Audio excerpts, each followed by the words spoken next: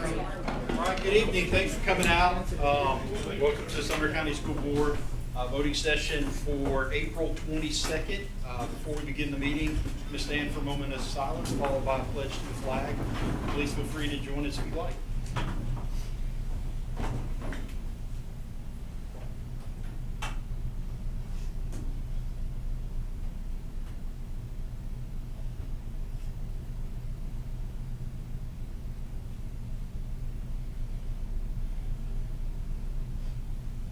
Pledge allegiance to the flag of the United States of America and to the republic for which it stands, one nation, under God, indivisible, with liberty and justice for all. Call to order the regular meeting, April 22nd, 2025 of the Sumner County School Board. First item on the agenda is roll call. Mr. Johnson. Yes, sir. Mr. King and Ms. Hayes. Thank you. Next item on the agenda is adoption of the irregular agenda. Do I have a motion? Motion approved. Thank you. Got a motion, Mr. Lacy, second. Thank you, Mr. Lancaster. Comments? Seeing none, all in favor say aye. Aye. Opposed? All right, that carries. Next item is adoption of the consent agenda. Do I have a motion? Thank you. I've got a motion, a second. Second. Any comments? All right, seeing none, all in favor say aye. Aye. Opposed? Seeing none, that passes. Next item on the agenda is consideration of minutes, March 18, 2025. Motion to approve. All right, thank you, Mr. Lancaster. Second. Ms. Brittany.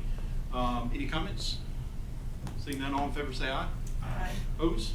All right, motion carries. Next item on the agenda is recognition and hearing of delegations. We're going to start with recognition of the Portland High School girls basketball team. Ms. Barnes.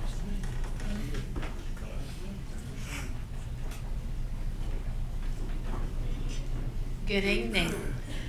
I'd like to introduce Dr. Woods, who's got a special recognition for a great group of ladies who achieved a great feat this year. Dr. Woods, I'll turn it over to you.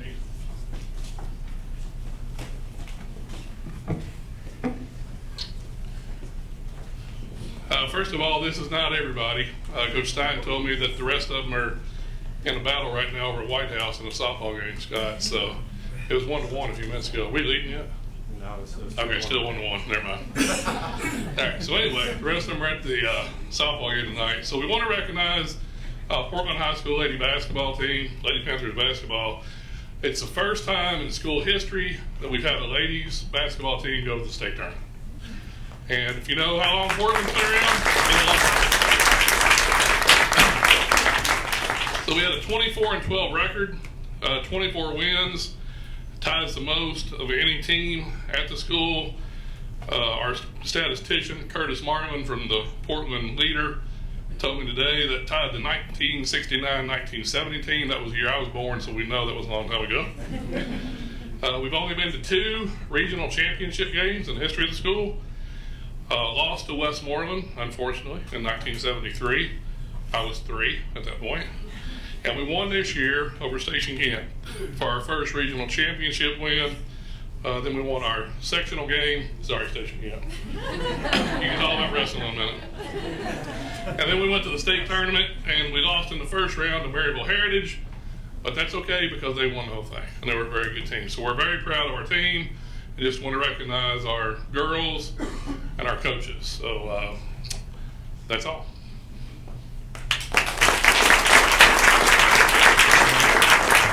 I enjoy that what y'all have done is really special. So congratulations on the work that you've done, and really proud of.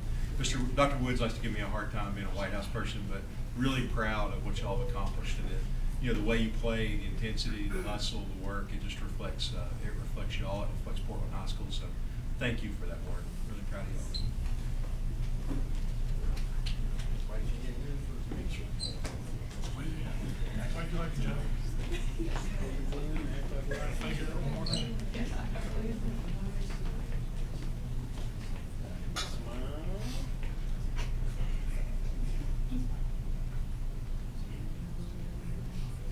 All right.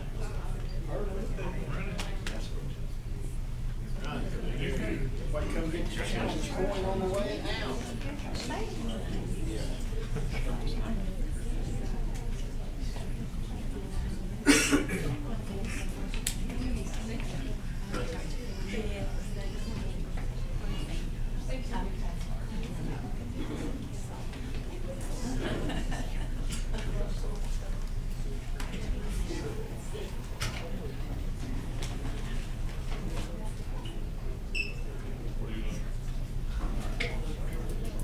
All right, next item on the agenda, Mr. Hollis, is recognition of the Station Camp High School wrestling team.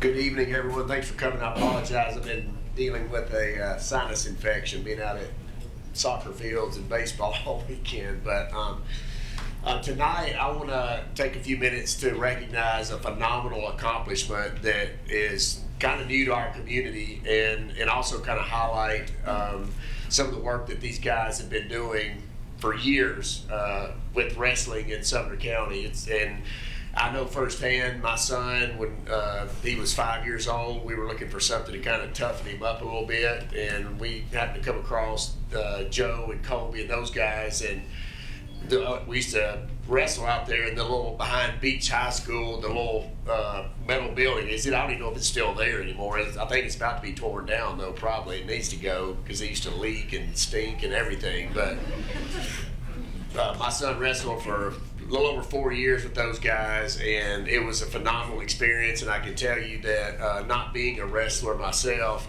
just learning how to deal with, I can tell you, going to and from these wrestling tournaments in Clarksville and Nashville and Nolensville, Murfreesboro, all over. Some of the best conversations a father and son could ever have were in that car on the ride down there and the ride back.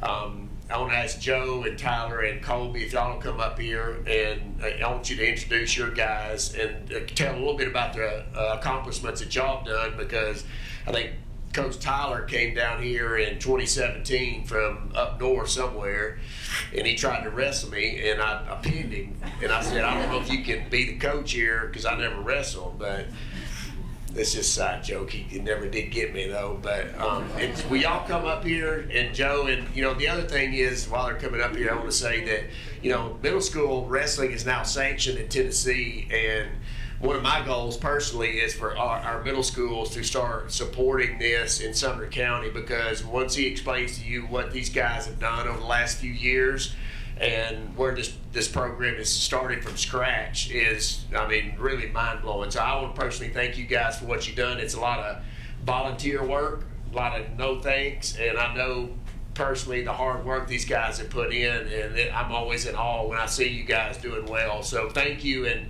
give you a chance here to talk to your guys and bring them up and recognize them.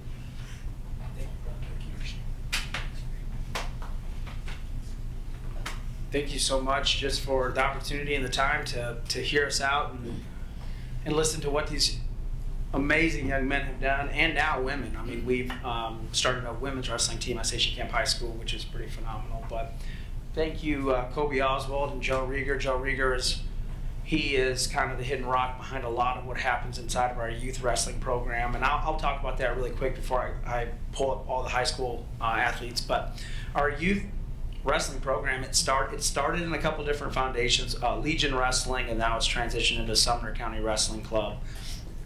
Inside of that club, we now have, between our club and our other schools around the county, we have 150 kids involved in wrestling. It's been pretty amazing to watch them continue to compete with some of the big schools around the state, and not only do that, but win tournaments. Within that, we've had multiple state champions come out of that club. We are the only county in this entire area that's not sanctioned in middle school wrestling. And what's been so phenomenal about Tennessee and the sport of wrestling is in the last 2 years now, Team Tennessee, the middle school group from Team Tennessee, has won the national championship out in Des Moines, Iowa. And they just won it again this past weekend. So it's pretty phenomenal to watch that growth happen. If our high school team would come on up, guys. Again, this is not anywhere near the whole team. Come on up and stand up, guys. We have several athletes in other sports and competing in other things right now. So these are the real warriors that never miss practice right here. So yeah, I just want to brag on them, and ultimately, at the end of the day, it's all about them and all about our student athletes. And so I say these things just to kind of display how proud I am of them all. And I just think that, let me back up from the mic, that's better. Okay, just display just how proud I am of them and being involved in them. This is their 4th year of existence, and in the sport of wrestling, it takes a lot of time, and it takes a lot of time to develop, really. That's pretty much what helps you to become the best wrestler. In the last 3 years, these guys have compiled a 20-2 record in the county. And in the last 2 years, they've become back-to-back district champs, double district champs, double region champs, double section champs, and then state Final Four appearances. It's been pretty remarkable to see them individually. They've had 20 state qualifiers, 9 all-staters, and then Station Camp just earned their first state champion this year. And I got to tell you, I'm not sure if I've seen anything like it, and it's just, like I said, humbling to be a part of it. I'm so proud of these guys. Ultimately, more important than that, we push academics. We drive our belief system. Our belief system is Camp Bison, which is character, attitude, motivate, patience, believe, influence, service, observe, and never quit. And they know every single component of that. We talked a lot about it.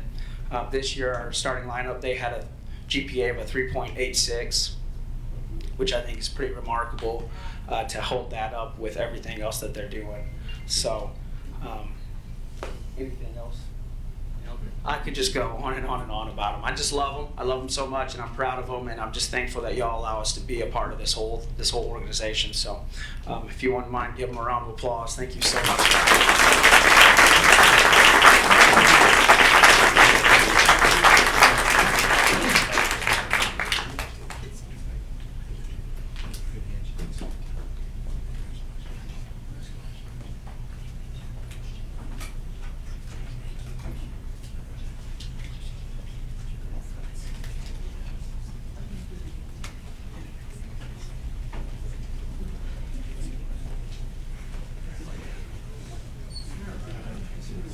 Trying to make 2 rows when you move up a little bit. 2 rows.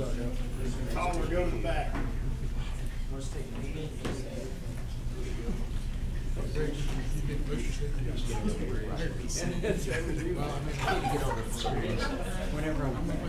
That's right. Yeah, that's okay. That's right. All right, everybody smile.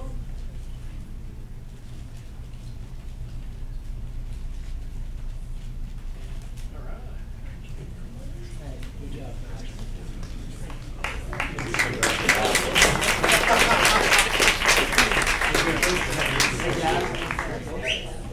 Come over here and collect your coins.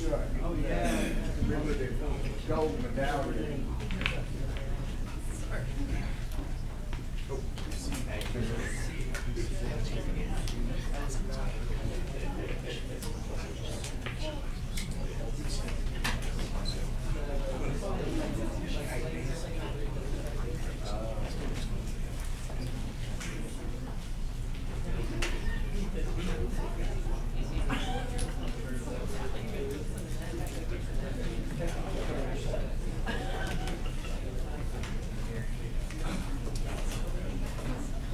All right, next item on our agenda is recognition of Caitlin Williams from Woodbury Creek High School. Is Caitlin here? Perfect. All right, Mr. Lancaster.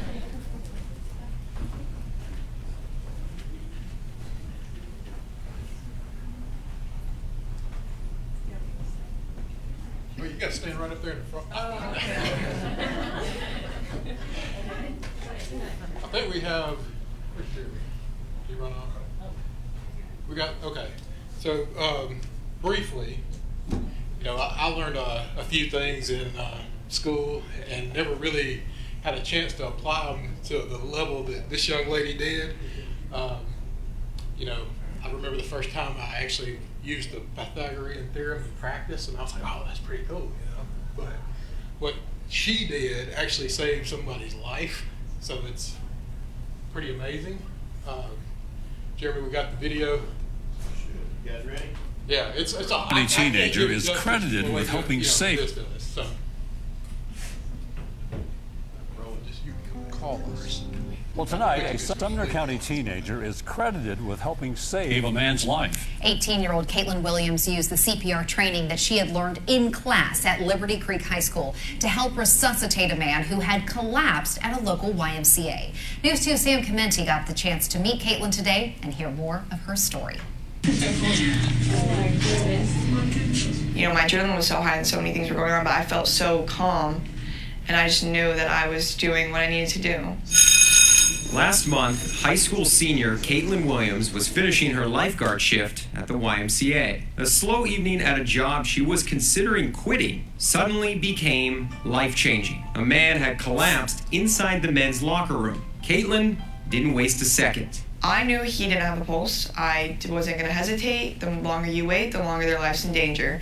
So I immediately get down starting impressions. Relying on her training, Caitlin didn't flinch in a situation where many others would have. We really teach to be the calm in the chaos, and that in a moment that she was in, to just take a deep breath and do what you know how to do. Very proud. Adding to the surrealism of the moment, 2 YMCA members, who happened to be nurses, showed up to help right as Caitlin began her heroics. But Caitlin didn't tap out. I got it. Like, I trust myself. I said, I'll let you know when I'm fatigued. So I just kept going. I was doing compressions for about like 10 minutes. And my adrenaline was so high that I didn't really realize what was actually going on. But I just, in the moment, all I could think about was, this is somebody's person. That person was Billy Austin. Turns out he had pneumonia and needed surgery. He was just released from the hospital this week. She's just got, some people have that ability to take charge in a moment when it matters most, and she's got it. You know, but obviously that's an attribute in terms of her skill and what she'll do in her career. But I think her greatest attribute is her love. She's just full of love. Of course, those two say that they are now forever bonded. Caitlin is going to graduate high school this spring with Billy in attendance. She plans to attend nursing school right here in Middle Tennessee. But Caitlin and her mom will not have to worry about paying for it. Billy has already said he will be covering all of her college tuition.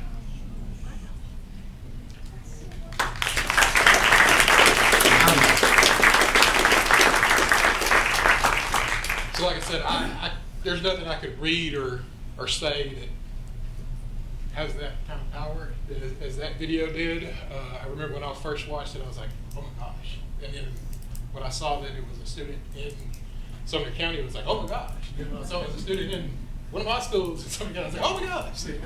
So I immediately, it was like, I gotta get them here for a board recognition, because it's just something that's, proud and impressive are just kind of low-hanging words that you say when you see something like that. And it's just very proud, and congratulations and thank you. Can't wait to see what you do in the future.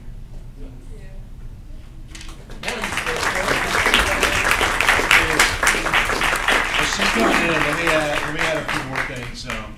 I think what's really amazing is, we started talking about Sumner Gives Back a year ago, and Caitlin is really like the epitome of what we're talking about, because who could imagine you'd have the opportunity to save another person's life.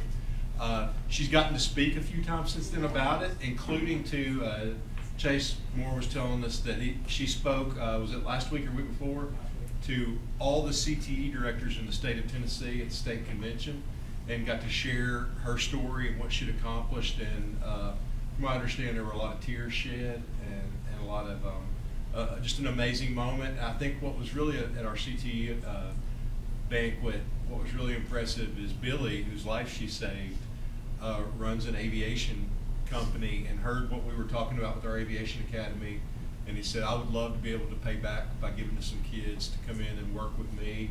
He does aviation mechanics, and he has a company that flies celebrities around. So I'd love to have some Sumner County students. So it's just, you just see when one good deed happens, it's not just limited to that. It spills forth in an abundance. And Caitlin, I'm so proud of every one of our Sumner County students, but I can't imagine being more proud of you being there to not just use the skill that you had, but to have the initiative to run in that locker room, to not blink, to not look for someone else to do it, and to take charge and do what you did. So I can't think of higher praise that I could ever give someone, but thank you from the bottom of my heart for the district for what you've done.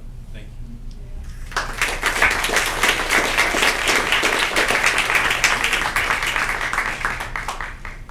Everybody, put your whole board there.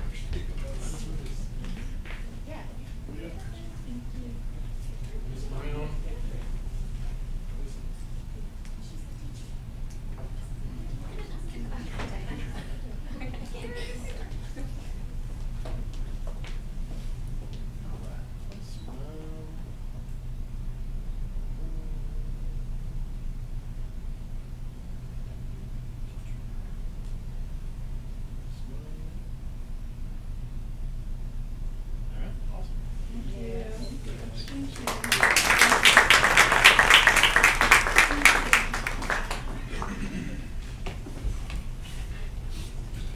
Hey, Scott, I'd also like to note, is it Ms. Cornett? Is that right, Ms. Cornett? So she and the other CTE hosts, maybe all three, are in our Teach Sumner.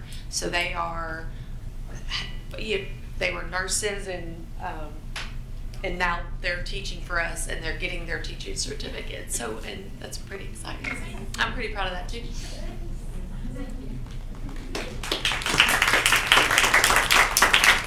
All right, next item on the agenda is recognition of Jen Teachner. Mr. Lancaster. I'll just stay right here, stay there. All right, yes ma'am, Miss Teachner, come up. We've got amazing students in Sumner County, without a doubt. We've got amazing teachers and educators as well. And, you know, when they achieve something, it's great to bring them up and get them recognized as well. This is Jen Teachner. She is currently the assistant principal at Benny Bills Elementary here in Sumner County. Prior to that, she was a third grade teacher at Station Camp Elementary. And when I first met her, I believe she was the assistant principal at Merrill Hyde. She is a career educator. She's been in education for over 20 years. I'm not trying to date you or anything. That's what it says on here. Somebody wrote that. I would have not said maybe 5, but you know. Both in Colorado and now here in Tennessee. In the past, she has been received some awards, including the National Outstanding American Teacher Award in 2006, the I Change Nation Builders in Action Legacy Award in 2023, and she was also a TED Talks? I never know how to say TEDx, but TEDx speaker in 2023 as well.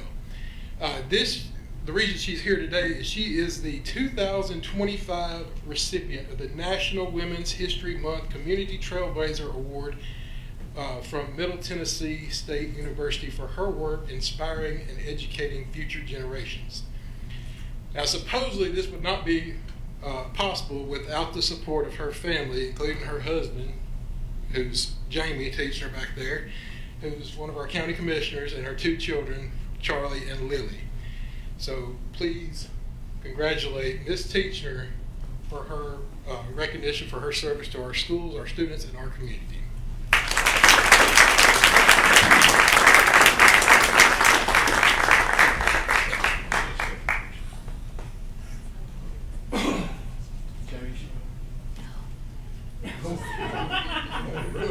Never mind, Jamie. Stay right there.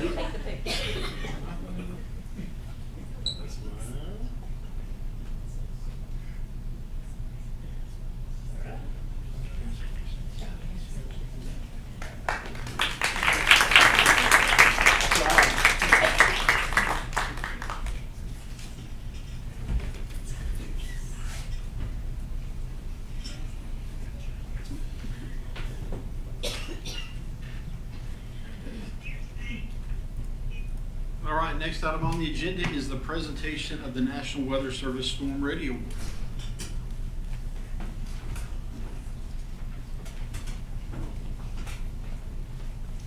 Good evening, Chairman, Board. Thank you for having us here. I want to introduce Mr. Bob Cotter, who is going to introduce the rest of the team and the project. But I first wanted to say that this has a project that was brought to me. I think we look back at the date. It's been many years ago, and it sat on my desk because I did not have the capacity to take on the scale of this project. But the team in my office has grown exponentially, and the capacity of my office has grown exponentially. So I want to thank you for that, obviously for investing in school safety, and this is just one of the things that we've been able to accomplish. So I'm going to let Mr. Cotter tell you a little bit more about the project. Good evening, everybody. Well, what started when I came on board is, hey, we need to make the public aware that there are places in our schools they can go if they happen to be visiting our schools and there's an emergency. And it grew into, well, we're going to place signage in our buildings for severe weather shelter areas, places that would be secure and that the public can see to go to if there's nobody there to instruct them. You know, where do I need to go if we have a tornado warning? And from that, we needed advice. You know, we're not weather people.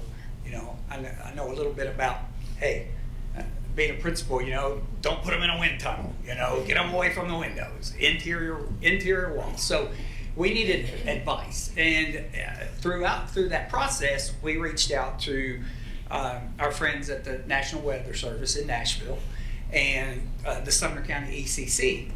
And they were generous enough to say, hey, we'll look over your maps, what you've come up with, and let you know whether you're on the right track. And then Caleb, who is with the National Weather Service, said, hey, we've got this program, Storm Ready, and we'd like you to apply for it. So I'd like to introduce you to Caleb Cravens with the National Weather Service, and Matt Bronner, who is with the ECC. And I have to tell his story, and I know he's going to be embarrassed, but Matt graduated from Gallatin High School, and when he was at Gallatin High School, he got Gallatin High School certified as Storm Ready. So this brings us full circle with Matt. Now he's been a part of getting the entire district Storm Ready.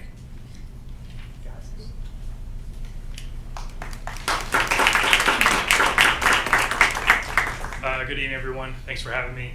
As Bob said, my name is Caleb Cravens. I am an incident meteorologist with the National Weather Service here in the Nashville. So if you don't know who we are, we're the folks that are issuing your warnings, your tornado warnings, your severe thunderstorm warnings. So, you know, if you aren't a fan of tornadoes, you can thank me for that, I guess. But as we all know, severe weather events, flooding events, they're not going anywhere. This year we've already had a few severe weather days where we've had flooding and we've had a tornado threat. So this program is to help combat that ever needing, that threat that's always going to be there. Severe weather isn't going anywhere. So I'll tell you a little bit about the Storm Ready program and the requirements. It is not an easy thing to do, especially for a whole school district. So this is quite a task that has been accomplished. So the Storm Ready program, at its minimum, is it allows communities to increase, with the increasing vulnerability in extreme weather, it allows them to increase their preparedness. Each presidential declared disaster, most of them are weather related. Each year we're looking at around 500 deaths and around $15 billion in weather damage every year. Just, set that realm of what's going on across the U.S. This program, it helps increase communication and safety skills that are needed to save lives and property.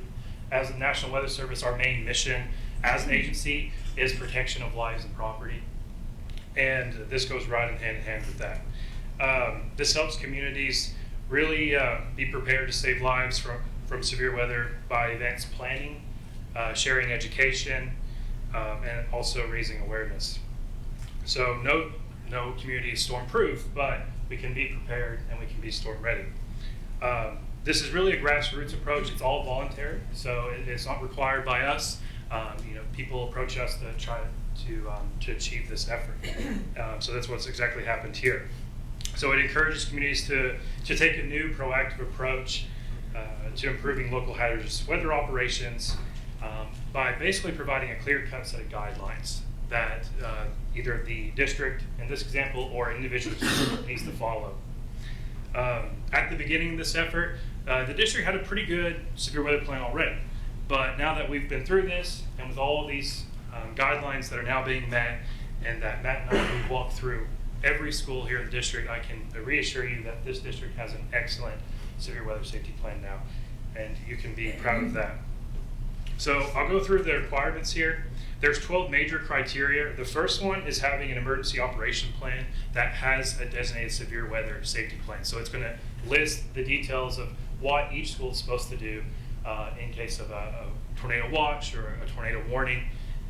Also, they have to identify sheltering locations. So initially we worked with Bob to hang the signage, pinpoint locations in each school. So that's part of the requirement. Each facility has to have a NOAA weather radio. So every school has to have a radio on campus, turned on, and that's going to be their first line of defense. When we issue our warnings, that thing's going to go off, and they're going to immediately know that there is a severe weather threat heading their way. They need to conduct 2 tornado drills every year, provide severe weather training to the district, have 2 ways to receive warnings, but also have 2 ways to relay that warning across the campus. They have to have a way to communicate with buses. They also need to hold a weather preparedness activity. And then, as I alluded to earlier, they have to be visited, do an actual site visit. So Matt and I have to give a huge thanks to Matt Bronner here. He was instrumental in helping me get to all 50 schools. If you didn't know, this is it's actually tied as the first largest district that we've ever Storm Ready certified. So give her a round of applause for that, because it's no easy task. So we walked through every school, basically going through designating that the school was sheltering their kids in the right location, in the best locations possible. Interior hallways, away from windows, all the things that you've may heard. So we verified that, as well as checking through all these other bullets while we went through. We also have to establish a coordinator. Jerica and Bob are our coordinators for this program, and they're going to continue to ensure that the schools continue to meet these requirements. This certification is valid for 5 years, so we recertify every 5 years, and we just make sure that the district's still meeting those requirements, and then you're good for another 5 years. And then lastly, the last criteria is that someone participates in your local LEPC meetings. So as you see, it's quite a lengthy list. It's not easy, and so it's a accomplishment in itself, meeting these requirements. And it makes me very happy as a meteorologist, someone who got into their career to help keep people safe and to educate about severe weather, to see a whole school district take on this effort, knowing that the kids and the faculty and staff are going to be as prepared as possible during severe weather and have a game plan ready for when severe weather hits. So thank you all for having me. Matt, do you want to say a few words before we go? You good? Covered? All right. You'll see we have these signs that we give out for all of the communities that meet these requirements. So you'll see these posted. I think Safe Schools is going to order a few to have them hanging around. So, all right, thank you. Thank you.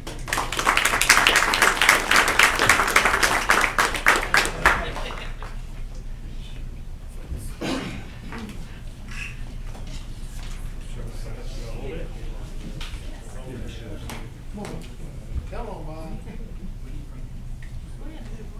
Anybody want to jump in? Yeah, y'all come on. Let's group up around. Get ready for prime time. That's right. I'm gonna have a sign. I'll slide back here.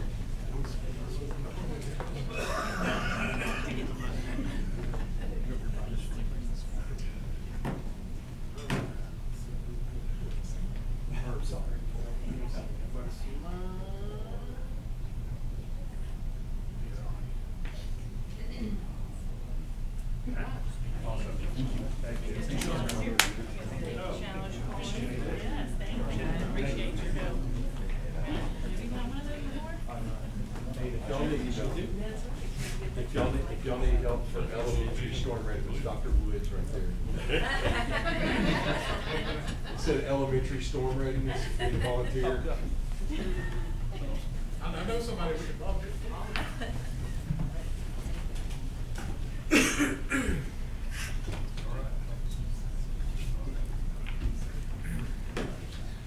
All right, I do want to just make one comment about the Storm Ready.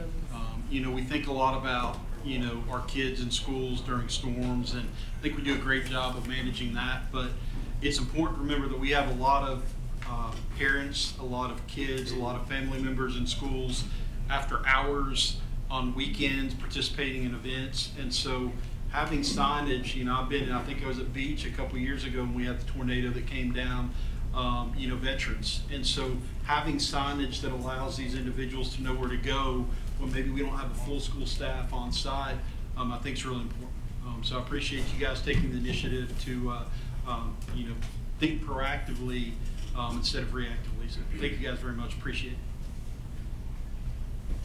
All right, next item on the agenda is reports from the director. All right, we're going to start off first. You know, last month when we talked about budget, one of the things we talked about is how can we best meet the needs of our students. And one of the areas where we've, you know, during COVID, we jumped into virtual education in kind of a big way, knowing that that was not something that we wanted to do long term, because I think we all agree that kids being in classrooms with teachers and adults and other kids is the most important thing. But there is a place for virtual education in schools. And so what I'm really excited about is over the last year, Rachel Sellier and Dr. David Hallman have worked really hard to take Patricia Brown Virtual Academy. You know, we had run E.B. Wilson before, and it was kind of a program that met here physically on campus. It limited who could access the program just because you had to have transportation here.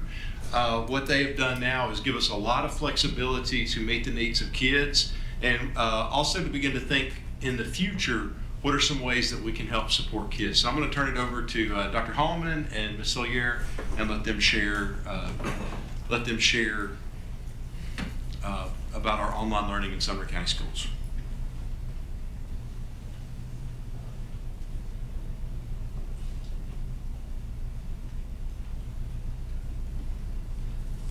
Good evening, and thank you for the opportunity to share with you this evening. It really is a wonderful opportunity to be in a board meeting and to see these students that are recognized for their achievement and the difference they're making at their schools, in their communities, and then to consider for a moment the difference that their parents have made, of course, but the difference that educators have made in their lives. That ultimately goes down to the investment that you've made. And I'm just thankful for the opportunity. This is another investment that we've been making in Sumner County. I remember when I first came here, there was no online learning. It was in 1996. So we have come a long way, and it's a lot of infrastructure that has been invested in our system, in computers, rooms, and people. And ultimately, people make the difference. So it's just an opportunity for us to share with you about online learning, and hopefully to be able to answer any questions that you might have so you can see the impact that it's making in our students' lives. So first, we just want to share with you first kind of an image of how online learning is impacting our students. Right now, we have, over the course of this school year, almost 1,900 students who have taken or are taking online courses, either in their current high schools, which represents 54% of our students who are participating in online learning. My daughter is one of those. She's a freshman at Gallatin High School, and she's taking a wellness class in addition to her other core classes. So, you know, we are seeing lots of students, and we're going to show you some additional information in a moment, but students that are taking initial credits, but also students that are given the opportunity to do credit recovery. So high schools have their own learning opportunities through online, but then we also have Patricia Brown Virtual Academy.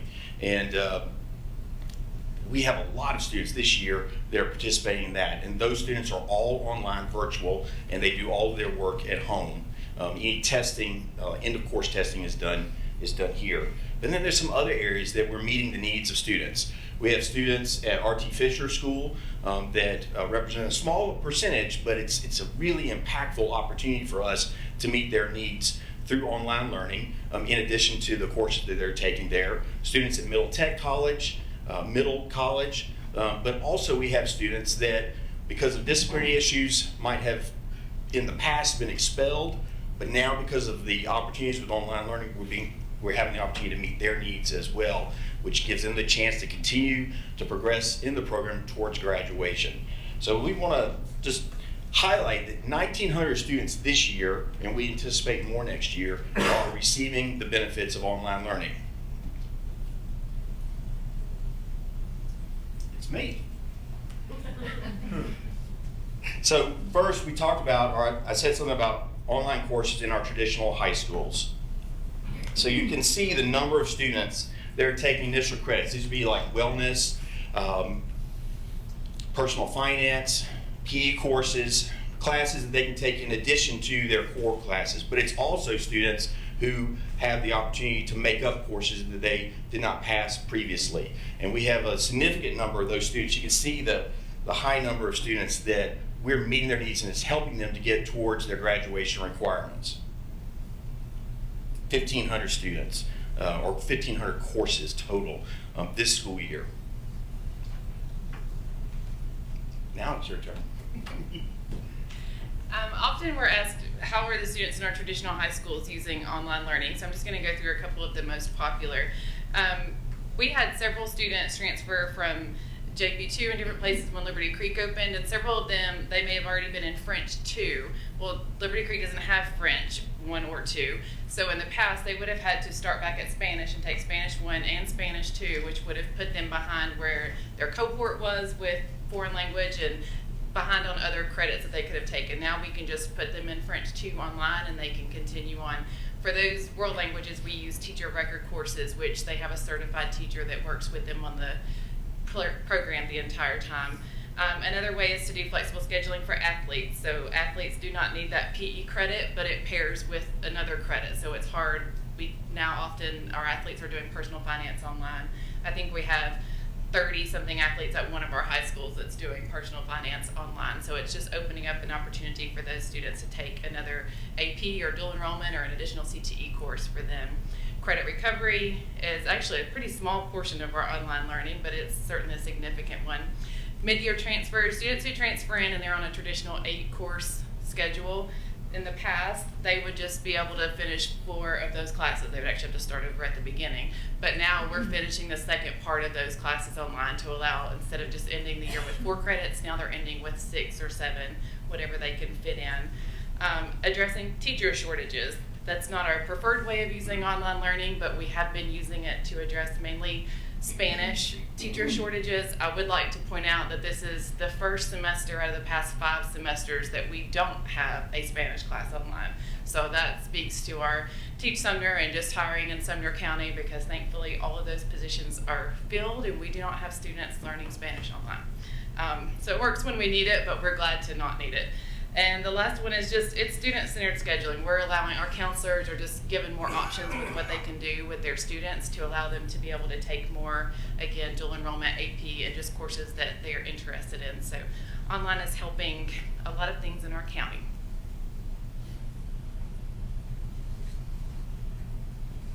So this year, with the opening of Patricia Brown Virtual Academy, we've served 62 students so far. In the first semester, we had 19 that completed all the graduation requirements, and then we have 8 more this semester that will be finishing up and graduating. Our students at Patricia Brown Virtual Academy are very diverse, all grade levels, and from a lot of different schools in the county, and a lot of different reasons why they're enrolled with us. It's not one size fit. It's not one person or one model of students. It's multiple students, very diverse backgrounds, very diverse reasons for why they're with us, and so it's an exciting opportunity to meet their needs through the academy. We want to just highlight a few things.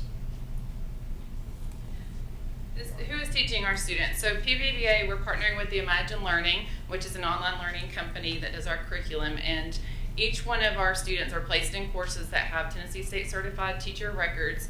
And additionally, they have tutor buttons at the bottom of every course so they can get on and get live help. If they're in a math class, the teacher can open up a whiteboard on their screen and do problems with them in real time.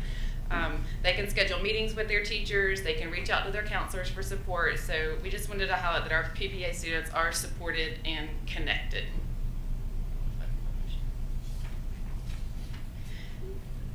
And I just want to highlight one of our students who graduated in January, technically. This is just a quote from her mom. She says, "I was worried online school would hurt her chance of being accepted to universities, but she was accepted at UTK, Alabama, Penn State, and Memphis. She was recruited to be on the Memphis Pom dance team, and they won nationals last week." And she just goes on and said, "I wanted to let you know that way if you have parents who are worried about doing Patricia Brown in the future." And Caitlin graduated with a 4.0 and is committed to the Memphis Pom team, where she is starting soon.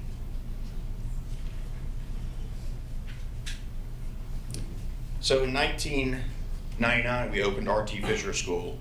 And when we first opened, we only had 4 high school teachers, and we had a very limited opportunity for students to take courses. It was the core classes only, your English requirements, your math requirements, social studies requirements, and science requirements, and that was it.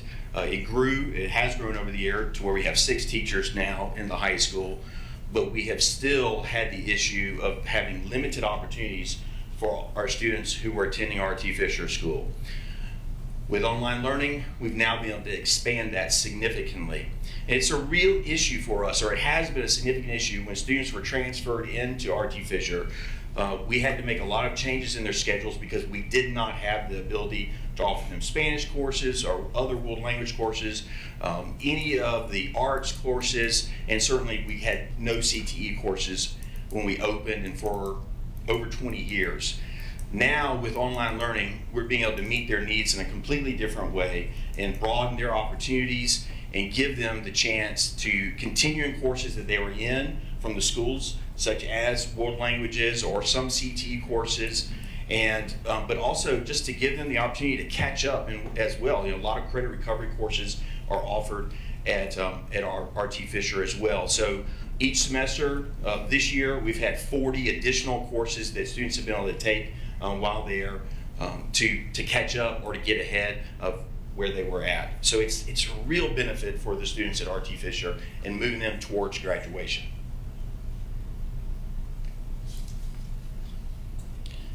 We also have students, as I mentioned earlier, who have been in discipline struggles for a variety of reasons that typically in the past would have been expelled.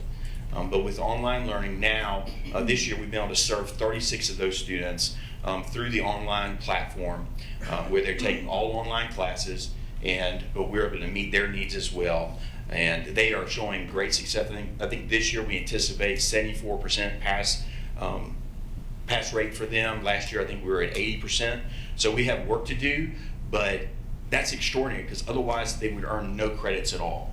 So we are meeting their needs through this opportunity, and next year we anticipate we'll be able to meet all the needs of those students. And I don't think I mentioned this earlier, but right now we've been serving 62 students through Patricia Brown. Next year we think we can offer that opportunity to up to 100 students. So that's our goal. Middle Tech College High School uses all Edgenuity for their traditional high school classes when they are not in the technical school. This is the first year that they've done that, and they're using the teacher of record courses. And I just wanted to highlight, so they have about 26 students right now, and their average grade is an 81 with their online learning. And their EOC scores, I'm going to highlight the U.S. history because there's not enough data really. Like I said, the geometry looks really great that one kid made a 93, but reality, that's not a good average. So we're going to go with U.S. history.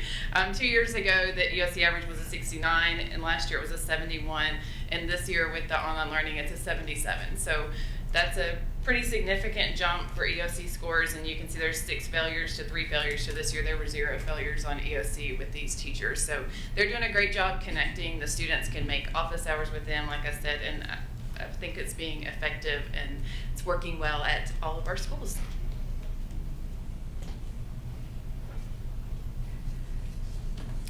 So 1,900 students this year impacted, which I think is about 20% of our high school students in one way or another are benefiting from online learning. So that's what we wanted to share, but we can answer any questions if you'd like. Yeah, I'd like to highlight just a couple things that Dr. Hallman mentioned. One is the flexibility that it gives us.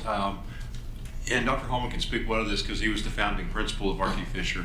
But our goal with RT Fisher was always, a kid makes a mistake or a kid needs a behavioral intervention. The goal is not to punish the kid, but to restore them so that they're able to go return to their home school and be able to succeed. The problem a lot of times is that if they get behind on credits, especially if they're freshmen or sophomores, it really jeopardizes them from graduating. So, if you have a kid that is in anything other than English, math, science, social studies, historically, we were really limited in what we could give them. And so a lot of times they would just miss out on classes. They would be, if they went to RT Fisher, say the week before Thanksgiving, they had classes, if they weren't offered at RT, they just lost credit for that. And it really hamstrung our options. Now we have so much more flexibility. And for kids that are, it may sound, we've tried to do a couple things simultaneously. Like we've drawn a pretty hard line on certain behaviors. Like if you deal drugs on one of our campuses, I'm going to expel you. If you are violent, we are going to remove you and not have you jeopardize the safety of other students. That's a hard line for us. But even there, to have the ability to be able to provide educational opportunities for kids who have made a terrible mistake with drugs or violence, we're still able to provide them educational support even in the midst of an expulsion. So that they're not, and I'll tell you, one of the things I've been really impressed with is we had a kid who had been expelled. He couldn't be on Sumner County campus or be a part of our school system for a year. And when his year was up, he walked back to RT Fisher, set up an appointment with Dr. Kinman, got on track, and he had passed, he had like an 86 on all of his Imagine Learning classes. And so he will roll back into high school next year. That's a kid that had very limited support and a lot of trauma and everything else, and he's been able to, that's a level of support that we didn't have in the past. And and sometimes kids, like you get kids at RT Fisher that we've historically put at RT Fisher, they're willful and persistent. Sometimes they just want to go work. They just don't want to be in school. And it gives us some flexibility to be able to address their needs in ways where we can help them get a high school diploma. We can help them find themselves into a post-secondary option that supports them. And it just helps us fulfill our mission. But I don't want to just highlight on the behavior side, but also the positivity, like Dr. Hallman mentioned, his daughter taking wellness. There are a couple classes, if you have kids that are involved in a whole bunch of things, like if they play sports, if they're in theater, if they're in band, anything that takes 2 semesters, their schedules get jammed on wellness, personal finance, government, and economics. All good courses, right? But it limits kids sometimes from taking higher level math, science, AP, different things like that. So we're able to use this to supplement the curricula and feel good about the class that they're taking. We had an early version of this when I was a principal called Plato, and you never felt real good. Like some of the classes, like personal finance on Plato, was almost impossible to pass. Some of the others were not hard at all to pass. You didn't feel real good about the quality of that. What we've seen, and I want to give a real shout out to Rachel Solier, because she's really worked tirelessly to elevate the quality of our online platform and the courses. But I just want to really commend y'all for the work that you've done. And I think being able to, we have a surprising number of students that are not in a private school like JP2 or Friendship Christian or even Sumner Academy.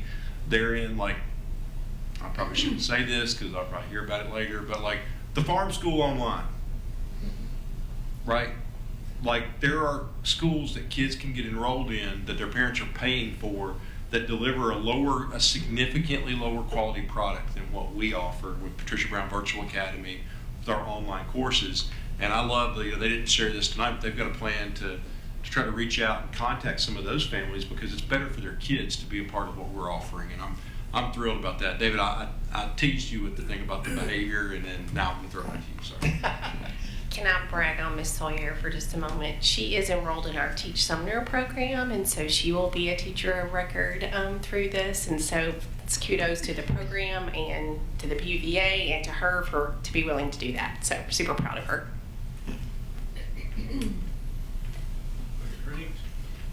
Seems like, and this might be for Frankie or Dr. Langford, it seems like this is a great opportunity for us to expand access to some of our classes that may be only offered at certain schools. Do we have a plan in place or a vision for a plan to do that? You want me to answer that?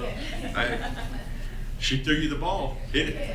I was pretty sure she threw it to y'all, but I'll do my best. I think it does. We have a lot of opportunities with CTE courses. We're working with Imagine Learning on expanding those opportunities, and I think as the next year comes along and then the following year, we'll be able to offer more and more opportunities. And again, those would be initial credit courses that those students would be able to take in addition to their other core classes. So I do think it's going to be able to tear down the walls, as Dr. Langford often says.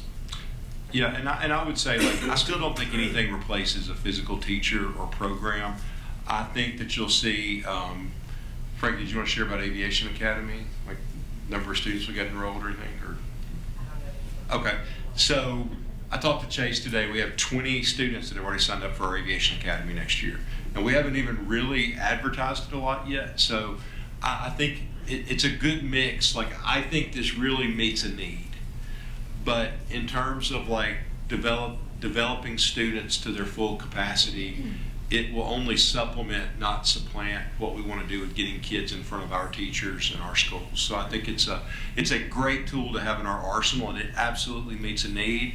And I think it really works great to take personal finance and wellness and some of those courses. I think the AP products are like, I was actually, during COVID, I graded AP Human Geography.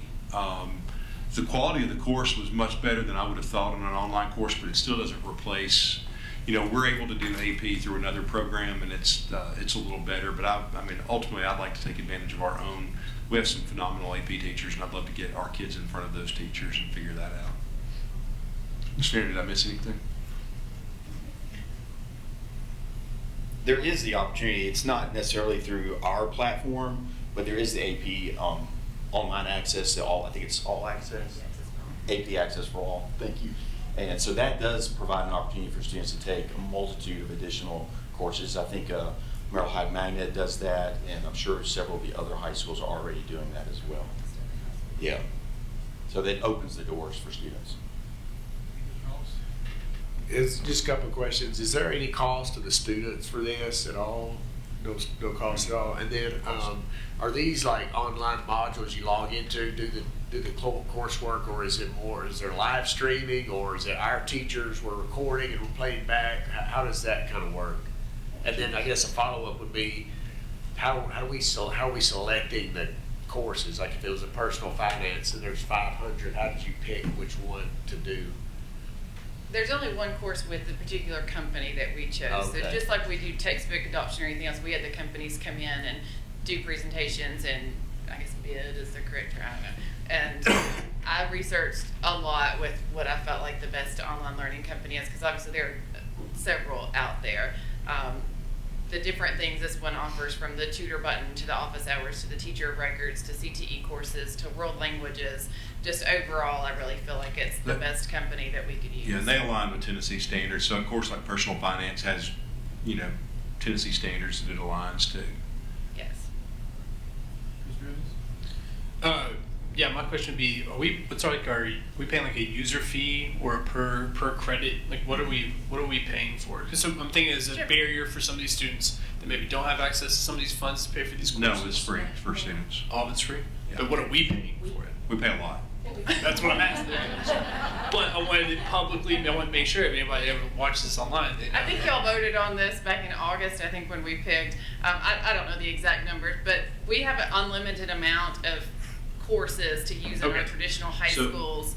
Yeah, you pay by high school for the basic package, and then for For teacher of record courses, we currently have 210 that we can use between Middleton for everybody. We are upping that number pretty significantly next year so that we can grow PBVA and the other courses as well. I just think about our guardians out there that maybe see this as an option if they needed to explore it. So that's just good for them to know. Absolutely, but we Cool. don't charge students for it. Yeah, tell me about what's the transition? So like if a student, gets expelled or has a health issue or something that has to, what's that transition time frame, or how quickly can they go from, they were in school in a building Friday and got expelled or had surgery, whatever, can't go back to school and have to go to this.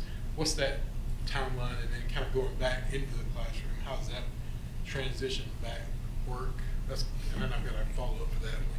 We do have 48-hour turnaround when students are expelled to get their courses.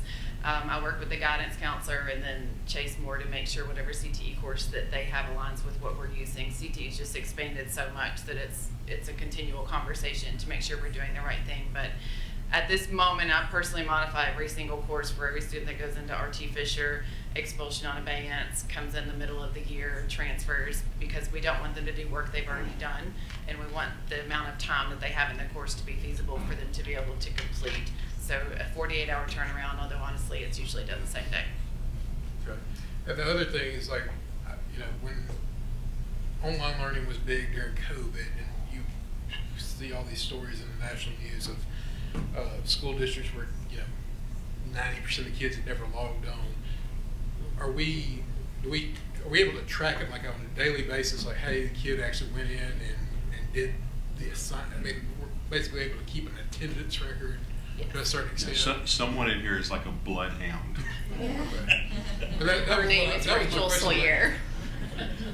Is that you that like actually follows up with the student, like who's actually? Not for the entire county. Each one of our high schools has a lab coordinator, and that's a big part of their position. And they send weekly reports to their counselors and administrators to help students stay on track. So it runs through the individual high school, like, hey, Johnny over here is not logged in this week, and Yes. Okay. We try to, everything's like color coded. If you're green, you're ahead. If you're blue, you're on track. If you're red, you're behind. So they pretty much run a red report daily, and they're calling. We also have parents get a weekly email to see where their students are at, unless they've turned it off or blocked it. But they have access to it. They can log on and see as well. So we really try to keep the kids on track. Once they get so far behind, it's hard to catch up. So we do that weekly. One of the things I think is interesting, I guess, Rich, correct me if I'm wrong, it's been a few years since I worked in it directly, but it will monitor time logged in versus time actively engaged in the class. Because when COVID first started, we had some kids that were logging in and then playing video games all day, and their parents would look at the one and say, well, they were logged in for 6.5 hours. It's like, yeah, but they were engaged in coursework 22 seconds. Yes. I was speaking with a parent today and said, my daughter's online right now. And I said, she is, but she's idle, which means she's doing absolutely nothing. So it tells you that.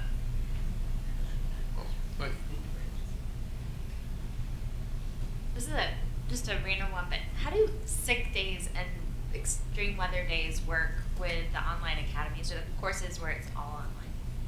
So they have a certain number of hours that they're supposed to do each week, and so if they're at home for any of those circumstances, they just continue on with their work. And we do abbreviate the number of hours, so if we have one day off, instead of being a minimum of 10 hours a week, it'd be 8 hours. So that's an example. So they can continue if they want. Or the beauty of this is, when I was a student in high school, I was up till 2 in the morning, and then I'd get up and go to school and so on and so forth. I would have been perfect for this because I could have been up at 12 o'clock at night doing my work. And so, we have students that do that. So any time of the day, weekends, all available for them to do access. Yeah. I did want to mention one of the great things about the platform is that, first of all, these are certified teachers in the state of Tennessee providing state standards and a full alignment. But it's rigorous. Like my daughter's wellness class is not an easy course, and she is a far superior student to me, but she has put a lot of work into that course, and I think it speaks to the quality of the platform that was chosen. It is not something that they can just answer a few questions and then move on. They are learning in that course, and so it's exciting that we have this for them. And it's not just something, well, you do it and then you're gonna meet the requirements. You have to engage, and that's what ultimately we want for all of our students is full student engagement. Sorry, just keep going. questions. With transitions, how easy is it to go kind of back and forth between online and in person? And how do you like adjust the course based on where they are? I'm not going to answer that one. It's not really easy. Like even with PPVA, we tell our students you can go back to your zoned high school if you don't like online. That's fine, but you can't go back and forth. So because it is a lot of work to do that. And how do I do that? I think I've been in this position about 3 years, and slowly every single course I've tried to break down by the 9 weeks. And so wherever they are in that 9 weeks when they start, obviously I don't start them 2 days before test, so there's a little bit of flexibility with that. But the largest factor of that is I try to make sure that hours per day left in the course is feasible for them to complete. Any other questions? Thank you very much. We appreciate you. Thank y'all very much. Thank y'all.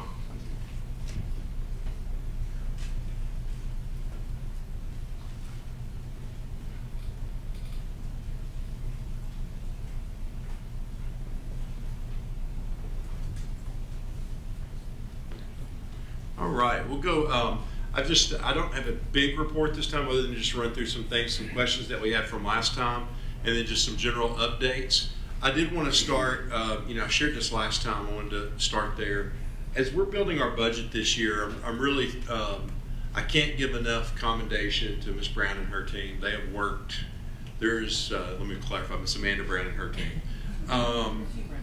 The accountants never get enough praise, so we want to make sure, but they have put, there's no telling how many hundreds of hours they have put in working on budget. And I think that if you watch them work, if you're in the business world or anything else, you'll see a lot of times budget's just what you had last year times 3% or something like that. Like they work really hard to meet with each department, each school, and find ways to include and be creative to get the very most for our students. And so these 5 major areas of focus are things that I see exemplified in their work each day.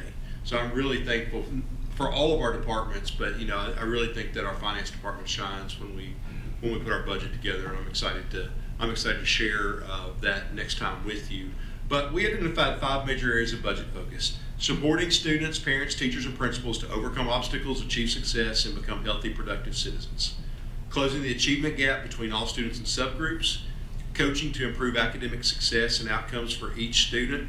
And I think what you just heard from Dr. Hallman and Ms. Sellier exemplifies that. Is in the past we've used a lot of language of intervention, which intervention does happen. It's an important part of what we do in education. But I like the language of coaching better, because we're saying we're going to meet every student where they are and coach them up to where they can go.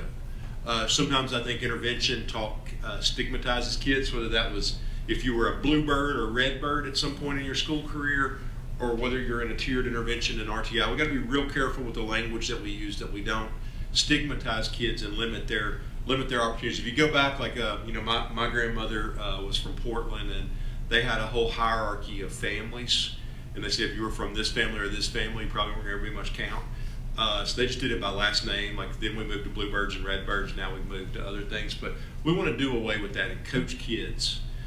Because we believe that every time that we just coach kids and try to identify where they are, I think Ms. Skinner shared a story. I can't remember if it was here or somewhere else where we spoke about how we had some teachers that went in and taught in a different school, and they were in an inclusion class and didn't know they were in an inclusion class, and so they taught the class like they would any class, and the kids excelled at a level.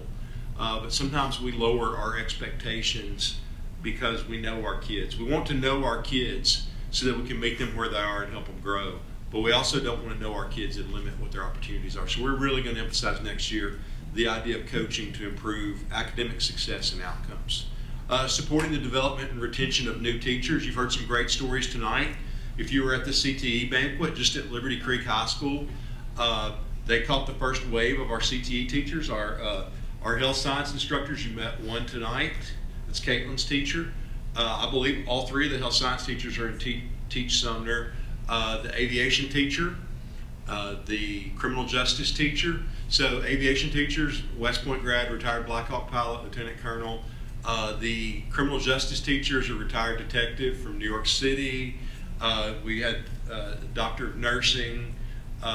our mechatronics teachers, and you see that all over the county. We're able to really bring in some very skilled craftspersons and life experienced people to start teaching. We're really excited by that. And it's been great to see us not just hire, but develop and retain them. And that's a big emphasis that we're focusing on this year. And then providing additional support for school leaders. Y'all, I worry, we've got a big project that we're working on now that Ms. Aaron and Ms. Skinner are leading to try to identify and clarify what is the work of the principal and how do we best support it. Because I do worry about our principals. If you go in any high school and you're there at 7 o'clock in the morning, the principal's probably there. If you pull back into the school at 9:30 at the end of a basketball game, the principal's probably there. Now, I will tell you, Dr. Woods would still take that over going to be a principal in elementary school. But I do worry about the sustainability of what we ask of all of our principals, and so we're trying to find ways to provide more support for them, because the principals are one of the driving forces of what makes our schools connected to the community, successful. And and I can say, like, we can do whatever we want to support. I can just say from my personal experience, I tried to ratchet back going to everything when I was a high school principal, but when you saw that kid on Wednesday morning and they said, Mr. Langford, I didn't see him at my ball game last night. You're going to be at the ball game the next time, because it means something to them, and they watch. It's amazing how they watch. And the impact of those relationships, you see it when our kids come up and talk. Seeing the wrestlers come up, like, God bless, like Mr. Hodges, you mentioned the smell of the beach wrestling ring. There is no smell on earth like wrestling smell. But there's no relationship. I was talking to one of the coaches, because I coached 1 year and I had all freshmen, and we were fast. We either pinned or got pinned. We could do a whole duel in about 45 minutes. And he said, we never yell bridge because we're never on our backs. Well, my kids, we yelled bridge all the time because we were on our backs quite frequently. But 5 of those kids medaled at the state when they were seniors, and they took double-digit losses. The coaches met them and helped them grow and achieve, and it was just amazing to watch. So providing that support at the school level for our leadership teams is really vital as we move through our budget. I wanted to, some jumping topics a little bit, but definitely connected to our budget focus, is we had some questions last time about science curriculum. So science curriculum is not as expensive as math and English. It is obviously pricey. So the way that state licenses work used to the large textbook producers owned state legislatures across the country. And so they created a thing where you had to pay up front for all the years you were going to use the textbooks. So you pay for 8 years up front, or it used to be 6 years, now it's 8 years. That was a really good thing for the public. Whether you used them or didn't like them or whatever else, hey, you had them.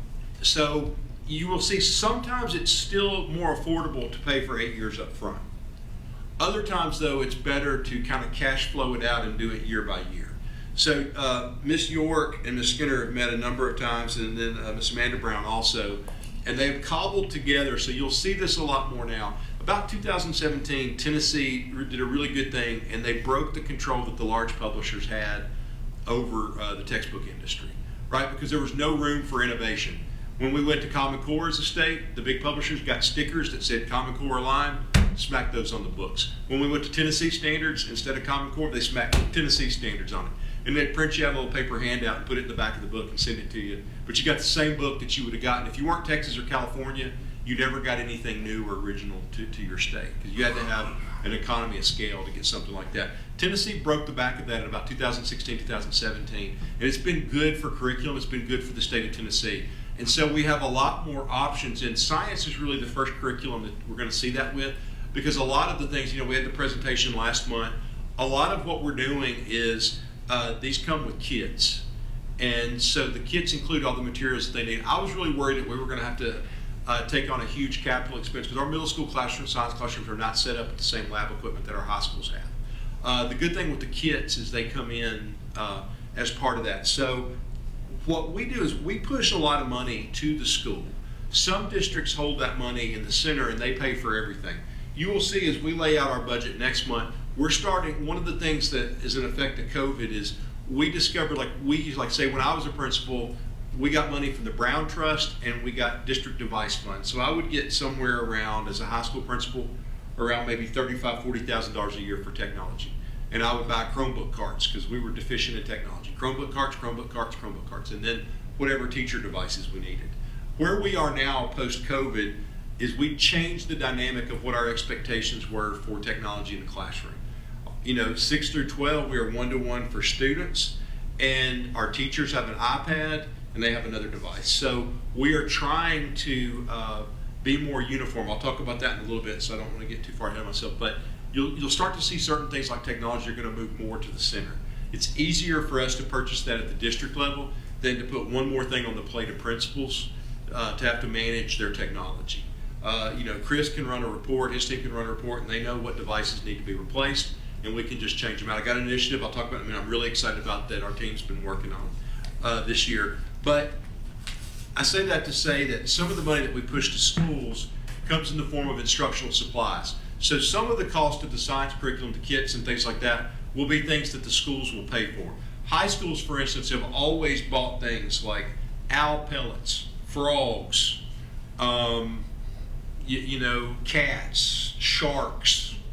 One year at White House, we accidentally bought pregnant sharks, and that was a train wreck because let me tell you what boys like to steal. Shark babies. They were everywhere, in lockers and purses and pockets. We made sure forever after we banned the purchase of pregnant sharks to dissect. It was amazing fun. And I mean, after about the third time they got sent to the office, like, I can't hate this. Like, I would have done the exact same thing. There's zero chance I wouldn't have stolen a baby shark. That was before the Baby Shark song. I can't even imagine how that would have been. But I think Dr. Woods, I won't put him on the spot, but you have plenty of instructional money to cover those kind of costs. And so we want to continue to do that, but also looking at middle school. We're probably going to try to help middle school with the first round of kits and then shift that off to their instructional money. That'll get us through a budget year, and we can revisit where they are if they have enough money to cover those. Elementary the same way, but so this is kind of just a layout. This cost will be divided. We'll probably see an increased cost in textbook line next year because we also are still carrying. We did the same thing last year with math. So some of math was paid up front. Like high school math, we paid up front for everything. The others are cash flowed over years. It helps us run 2 or 3 curricula concurrently. So you'll see a little bit of that. We'll give you a more detailed breakdown next month through the budget report, but I just wanted you to see this is the cost. So we will what we will try to do is get everything so that the teachers have access to the curriculum out of this budget so that over the summer they can work in the science curriculum. And then some of the student materials we'll have to purchase after our budget passes after July 1. It's going to be really important for us to get our budget passed this year. I'll emphasize that again next month. It's going to be really, really important for us to get our budget passed. And what worries me is the commission's date is set at June, like right at the end of June. We're not going to get multiple runs at it. It's going to be, we'll get multiple runs in the budget committee, and that'll be way easier than it was last year. I want to really commend the county. They've done a great job of giving us revenue ahead of time. They've done a great job we've had a lot of communications. I think we've worked out a lot of the kinks from last year. So I don't anticipate it being a problem, but I just wanted to lay some of this out for you tonight. So this is an update on science curriculum. And technology, I mentioned a lot about technology, so I won't go too much into it, but here are 3 initiatives that you'll see in the budget this year. New teacher support. In the past, like Dr. Woods would get the computers for his teachers. When I was a new teacher in Sumner County in 2009, I went to Walmart and bought an e-machine for $286 because that's all the money that was in the English department's account. Now it goes through district device fund. So sometimes we'd have a new teacher start and it would take, with our budget not passing until July 1, sometimes backlogs on ordering computers and getting it in. Sometimes we would not have a computer for a new teacher on day 1. What we're doing this year, I guess, and I'm totally going to put some people on the spot. Ms. Skinner, Ms. Brown, do y'all want to talk a little bit about what we're doing with new teachers this year? Yes, we did. We can talk. Oh, we told them last time, didn't we? It's the launch that we talked about, the 3-day intensive. Okay. So part of that launch will be our new teachers getting their computer and being able to jump in from day 1. That seems like a minute piece, but it's going to be so helpful for our teachers to already have their technology and ready to roll. I really want to commend Chris and his team, they've done an outstanding job of making that happen. And really all of the teams working together because, to get a new teacher, right? Like, we don't let a teacher access a school until they pass background check and their badge. So that requires a lift on HR. Then they go to technology to get processed into our system. They have to go through Ms. Brown's team so that we actually pay them, which is always important, and then to Ms. Skinner's team to get curriculum resources and things like that. Ms. Dam's team, if they're a special education teacher, they really touch almost everyone's department up here. So they've worked really hard together cross-departmentally, which we have not always done as a district, to provide, this is one of the ways to support new teachers. I'm really excited about that. They've done a tremendous job. During COVID, we bought 5 iPads per K2 classroom. We have pushed back on being one-to-one in elementary school, especially K2. We want kids not in front of devices. We think that there's a role for devices in a K2 classroom, but not on a device a significant part of the day. So 5 devices, 5 iPads in the K2 classroom allows them to do their stations, to do some of the activities with foundations and some different things like that, but not to be used as a replacement for the teacher or to be on something that ties up a lot of time. Kids need time device-free. And I'm really thankful again, Chris and his team have done tremendous work to get that queued up for us to do. One of the things that we did during COVID is get all of our administrators an iPad. You have no idea how useful these are for principals and assistant principals because they can pull up the camera system. They can do their evaluations. It's light, they can carry it around with them. It gives them basically the same power as a laptop wherever they are in the building. Now, if you're a middle school or high school principal, you might on occasion get a vape sensor message. They can look at it right where they are. It just increases the functionality where they don't have to walk from wherever they are all the way back to the office, log into a desktop computer and look. So again, another way for us to not just innovate, but to invest in our people to provide support for them. All right, I want to give you an update on a law that just went to the governor's desk today. That is the recess, elementary recess. All right, let me be clear. I am 100% in support of recess for kids. I think kids need lots of time outdoors, getting sunshine, playing in the dirt. When I went to Beach Elementary in 1977, we collected 9.2 tons of Indian money out of the creek behind Beach Elementary. We threw rocks, we played football, we did all kinds of stuff. I'm 100% before it. The sticking point for us is I now believe that we have more minutes of prescribed activities than we have time in a day. I'm concerned because of the pressure that this is going to put on our elementary teachers and principals. We will figure it out. We're waiting on guidance, and because what's also supposed to come about this is a sincere look at the amount of testing, the length of the testing, everything else on the elementary schedule. Senator Hill and I had a great conversation about it. Leader Lamberth and I've had some conversations about it. They are deeply committed to trying to address our kids having to spend so much time in testing and other things and looking at that. That guidance has not come from the Department of Education and the State Board of Education. I know that they also have another bill that's under consideration that I think will pass that is calling for, with the turnover at the national level in the Department of Education, Tennessee support every 5 or 6 years. Tennessee supports a report or submits a report to the Department of Education nationally that lays out what tests we will give and what our accountability measures are. Tennessee has been very test heavy. We give way more tests in elementary, middle, and high school than we are required to by federal law. I think, I am 100% about accountability. I will tell you that some of the positives that have come out of the accountability era is that prior to accountability, we never looked to see how special education students were doing, economically disadvantaged students were doing, Black, Hispanic, female students. We never looked at that. There have been some positive things, but we're in a different place now, and it's time to kind of step back and relook and say, what do we need to actually measure? What do we need to look at? And what are our goals as an educational system at the district level, at the state level, and at the national level?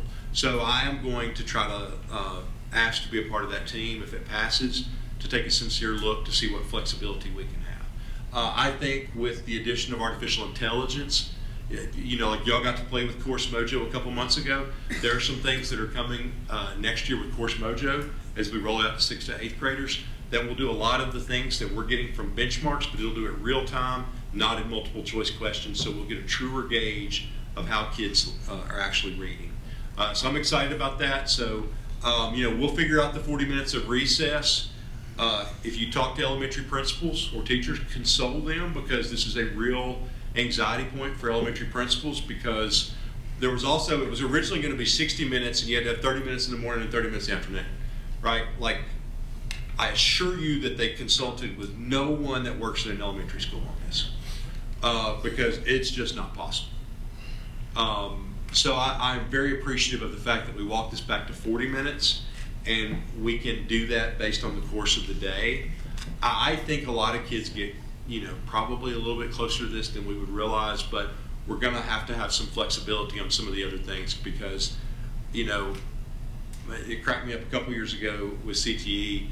The first grant they did before the Innovative School Model, they did another big grant during COVID that we didn't get, that I'm still slightly salty about, but it's because we didn't hit the component about innovating time. And they said they want you to do creative things to restructure time. And I was like, unless your name is Father, Son, and Holy Spirit, you don't have a whole lot of control over time. So I don't know how you restructure or innovate time, except to add it, which we're not going to do. So we'll figure this part out, but I want to give you a little bit of an update about where we are. All right, teacher bonus update. All right, I wanted to give you a little bit of a timeline. Okay, Ms. Brown and her team, Trevor laid out for us a timeline for how this will work. There are a lot of moving parts on this. This is the $2,000 bonus that teachers will receive. I don't really want to get into, because there are a lot of criteria that we're still working through on who receives the $2,000 bonus. Pretty much every teacher will receive it. There are some requirements on how much time they work directly with students. So I do not anticipate principals, assistant principals, instructional coaches, coordinators, people like that. It will mostly be classroom teachers that will get this.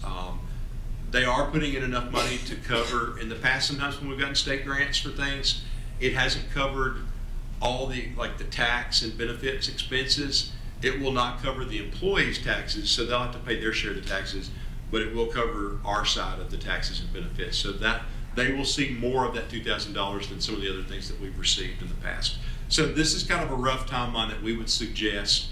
The money was not allocated for this budget year. So it's going to be a little bit of a nightmare for Mr. Ott and Ms. Brown, because if we have teachers that leave, we will have to figure out how to pay them the $2,000 bonus, because it's 4 teachers that taught this year. They're working on that now. We received the rostering tool today. It's a big old Excel spreadsheet. And it proves that not every Excel spreadsheet makes Amanda happy, but most do. I looked at it, it's awesome. Yeah. So there will be 13 iterations of this Excel spreadsheet before we get done with it. That's why, you know, you'll see we have to have the board resolution passed by June 1st to qualify for the bonuses for our teachers. So this is a preliminary timeline that we would recommend. That we introduce at a study session May 13th, the board resolution. May 20, we vote on it. May 21st, Amanda's team will upload that into ePlan to go to the state to meet the deadline, the June 1st deadline. June 17th voting session, we will put together a budget amendment for fiscal year 26. That will give us time to actually see how much this will be. It's going to be really beyond what our finance team can do, while trying to also do our 25-26 fiscal year budget and try to do this. And we can't touch the money we won't receive the money until after July 1st anyway. So we think this kind of makes it possible for us to manage. So we will do a budget amendment in the June 17th board voting session. That will go to the July cycle in the commission. So the commission will consider on education on July 7th, budget on July 14th, county commission, full commission on July 21st. So we're anticipating payment in early August. We'll run it as a separate payroll. We will try to get it to teachers as quickly as we can. Obviously, with 2,500 teachers or certified staff, that's a lift on our payroll department in addition to new budget year, new raises, a lot of stuff. So we're going to get that turned around as quickly as possible. We want our employees to receive that as fast as possible. And then we're waiting on additional guidance from the Department of Education on how to roster teachers and information on how we're clear now on how that will be taxed. But we want to be really clear also to our employees about what some of the limitations are. Like, you know, every time we do one of these, you'll get that say, well, I thought I was going to get $2,000. Because historically, if we've given teachers $2,000, we've actually really given them about $2,300 because we put in enough there so that after taxes and benefits, they get about $2,000. This is just a straight $2,000 with the employer side of the taxes and benefits covered. So employees there's a little bit of a question about, does this get taxed as a bonus? Does this get taxed on a regular wage? So there's some things like that we have to wait on further guidance. But that's kind of where we are. Mr. Dancheroka, I'll pause and see a couple of questions. Ms. Lancaster? Yeah, my question was actually on the previous slide about the recess. I've seen, I guess some, I don't know if it was in our district or what, but there's some people that are concerned, especially teachers.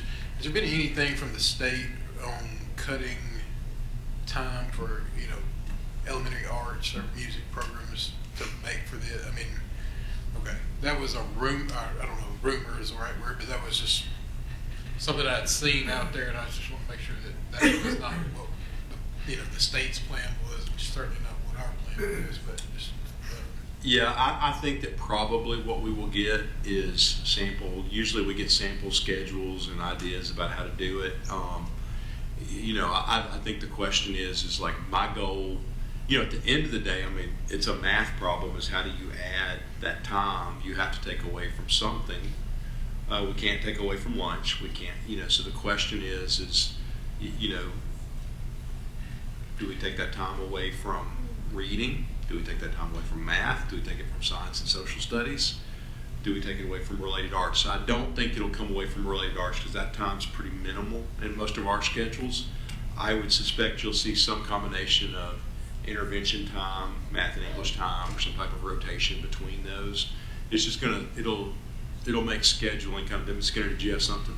I was just going to share that our elementary team is really looking at that now to develop some schedules that principals can look at and choose from. We will have to obviously take the 20 minutes from somewhere, but we'll propose a couple of things for principals to review and give feedback on, and they'll have some choice in what that looks like. That was my other question. What are we, do we have a set recess allotment now in elementary school, or is it 20, 25? What do we? We have a 30-minute PE. You had to get your Frankie. You have a 30-minute PE class with a PE teacher, and then right now I think it's 30 minutes in elementary and 15 are no required minutes in middle school. 20 minutes right in middle now. school. 20 minutes they now. Got 20 minutes okay. of walking. So they just increased it. So does the 40 go in middle school too? That's a good question. Let me look at the bill. What's it? Okay. I think it was 20 in middle school. It looks like it's revises the provision requiring each LEA to integrate for elementary school to a minimum of 60. It took the 60 minutes to 40. 100 and let's see. Requires each local educator to integrate a minimum of 130 minutes of physical activity per week for elementary schools and 90 minutes per week for middle and high schools. The bill increases for elementary schools the amount of physical activity from 130 minutes per week to 60 minutes per day, which was amended to 40 minutes per day. An LEA must offer such time, and then they took out the 2 30-minute periods. It's mainly focused at elementary. It even goes in to say, this bill establishes that physical activity can be walking, jumping rope, playing volleyball, or other forms of physical activity. It's going to immediately trigger the soccer lobby. Yeah, you know, we'll have to kind of, when we get the details, we'll have to kind of see exactly what that means for middle school and high school. You're cruising, so I have a couple of questions. On this one, when I read the bill, I understood it to be unstructured physical activity, not PE. So this Right, it's is recess. in addition to, okay. Yes. From what I read, that should increase our test scores, but that's an exciting side effect. No, I mean, I don't think, like, as I said, I'm a proponent. I don't think it's a bad thing. I thought when we added the 20 minutes in middle school, I thought, like, this is a terrible idea. But I think it's good. It's been good for middle schoolers to get outside and walk around for 20 minutes. On the previous slide to this one, when you were talking about, back one more. When you were talking about kits increasing the cost, my understanding is we get kits in each curriculum. So is there a significant difference that's, I mean, like middle school's almost double the cost of the other two programs. Are we getting, because we have less equipment, do we have more kits? What does that? No, this is just for the curriculum. This is not the kids. So do you understand why? Why is the middle school so much more expensive than elementary or high? I mean, it's the market. Just is. Yeah, I mean, probably because there's probably a lot more labs, more detailed stuff like elementary science lessons. I don't know anybody that's.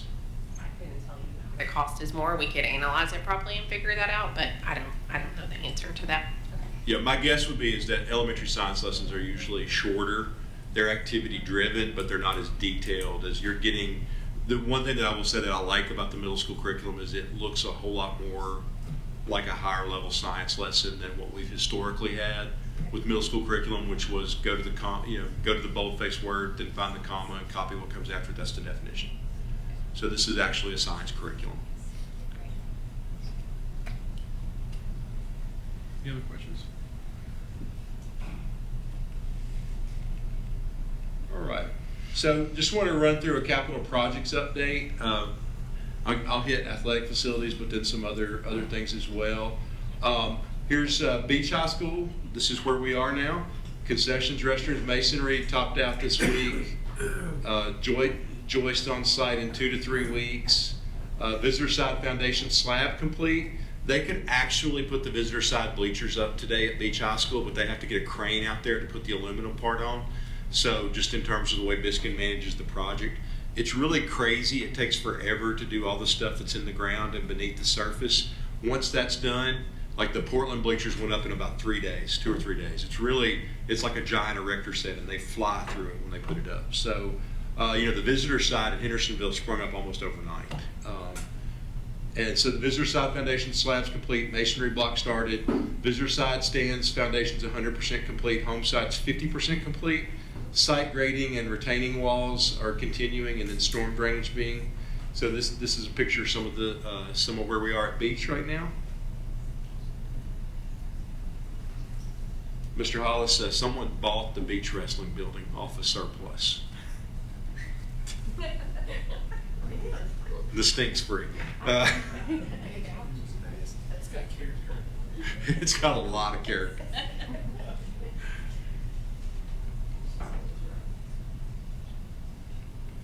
All right, Hendersonville visitor side stands and masonry foundation are complete. Home side foundations are 50% complete. Hendersonville's home side is the most complicated of all of our projects because we're moving all the football operations there. If you remember, Hendersonville is the most landlocked campus that we have. And so we're moving all the football operations there. So it's going to take a little longer to get rolling on that. Retaining wall is complete, water and sewer tie-ins complete, and storm drainage is being installed. There's the visitor side at Hendersonville. And this is the home side. Blasting's done.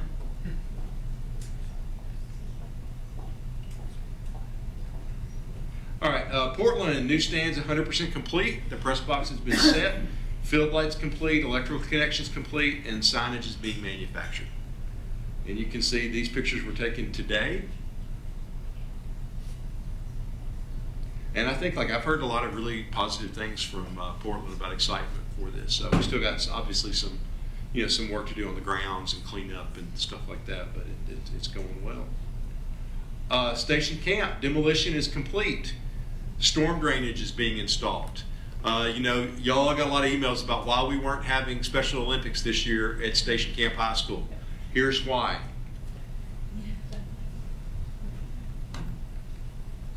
That's what Station Camp looks like right now. If you remember, the track had a huge drainage issue under it. The only place it was crowned was in the exact wrong place where it held water under the edge of the track and caused it to erode. There was no crown on the field. So this replaces the irrigation system. It fixes the crowning. And so that's Station Camp. Gallatin, the silt fence is installed. It takes a little while. When we're in cities, it takes a little while to get through. Obviously, a lot more construction takes place in Gallatin and Hendersonville.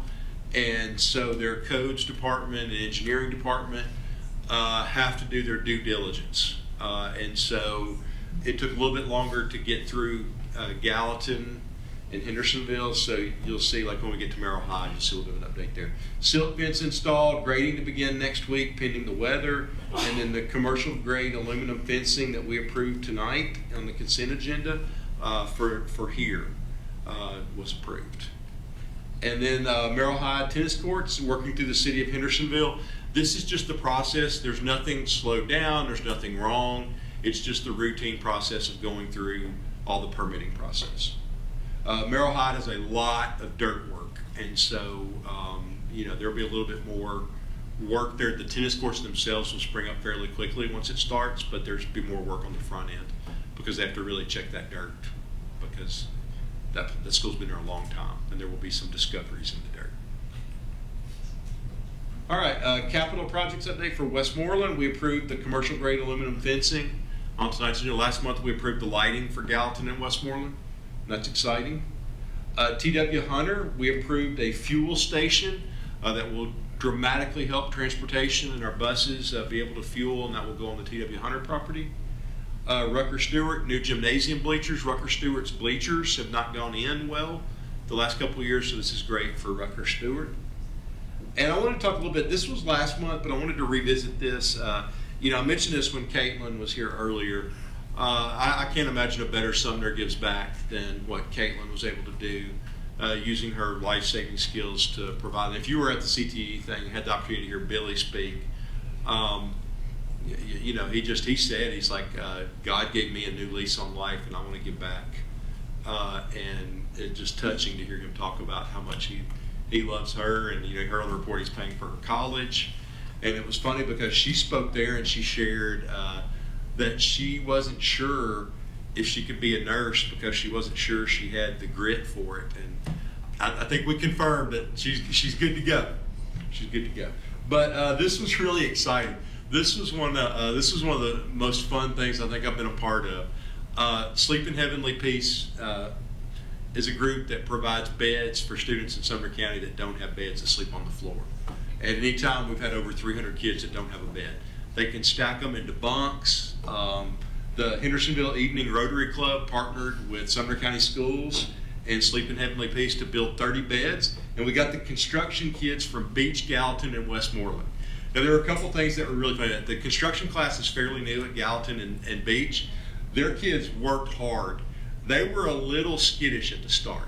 The Westmoreland kids got off and just went to where they were ready. And they've had a construction class for a couple years. What I love about this is the way that they work together, not just Westmoreland, Gallatin, Beach, but they mixed up and worked together. And these kids had a day.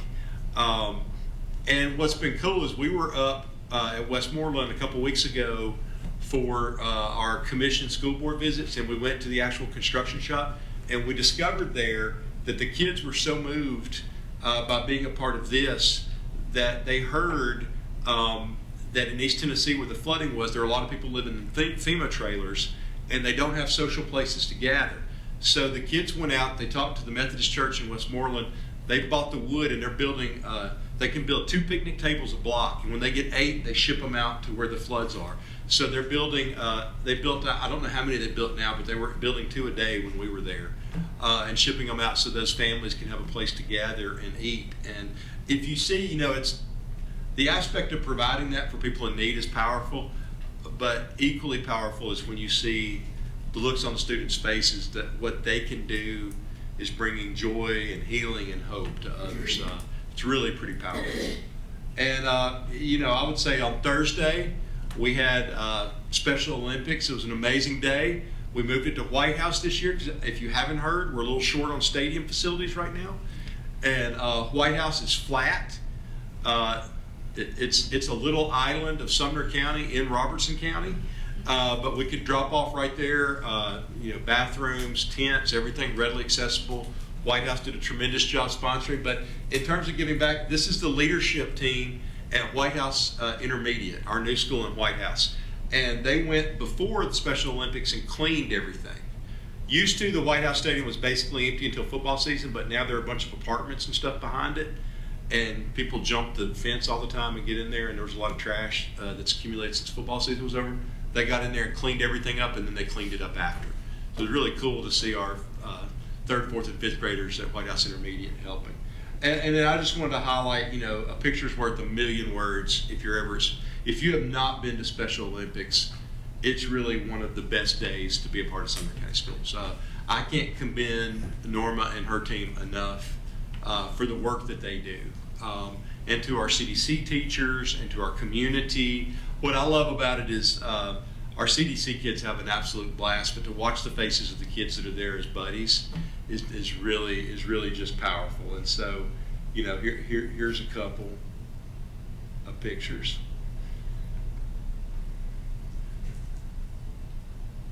Now, I'll highlight on the right there, Mitch Merriman is a PE teacher for many years in Sumner County.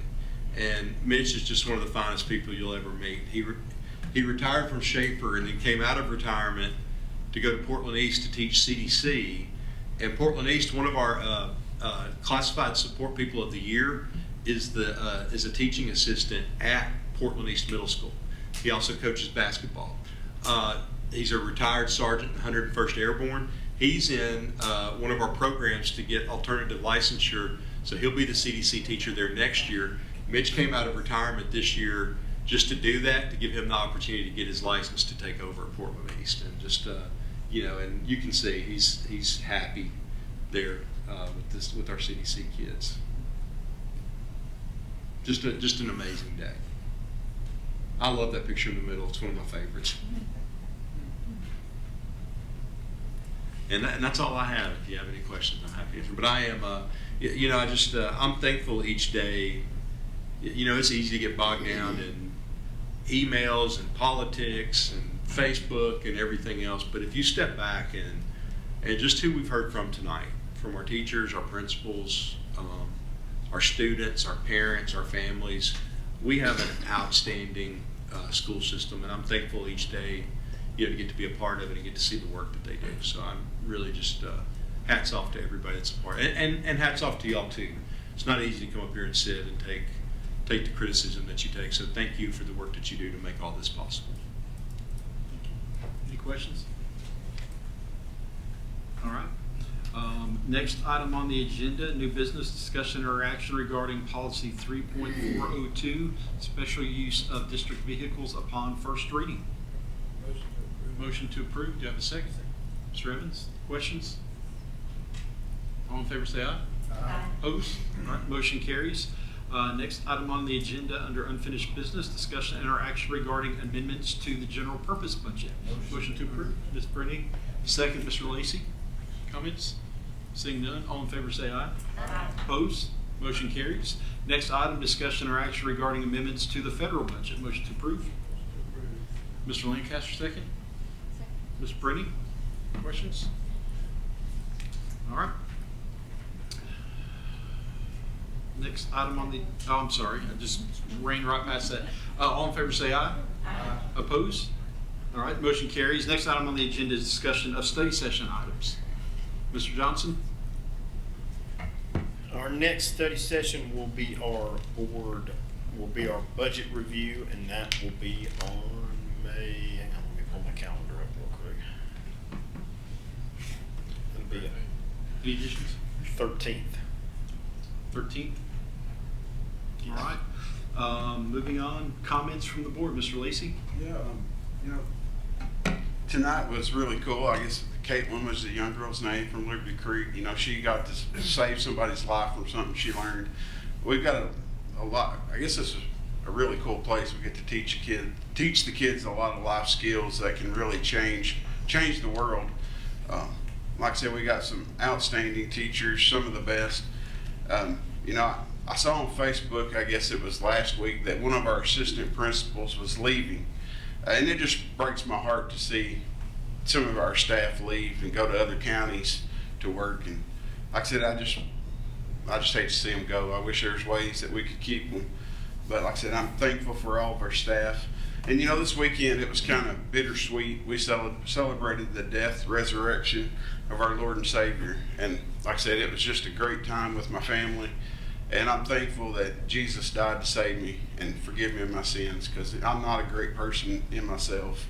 But I'm thankful that he did that for me and my family and anybody that wants to believe. Barnes? Yes, I just want to really to add on to what Mr. Lacey said is, and I think it got exposed even more tonight, what we heard from all of the recognition across multiple schools and counties. But with the middle school STEM showcase was so phenomenal. To talk to those students, these are middle school kids, they were amazing. The teachers were so proud and just passionate in what they were doing and what they were sharing. So just so thankful.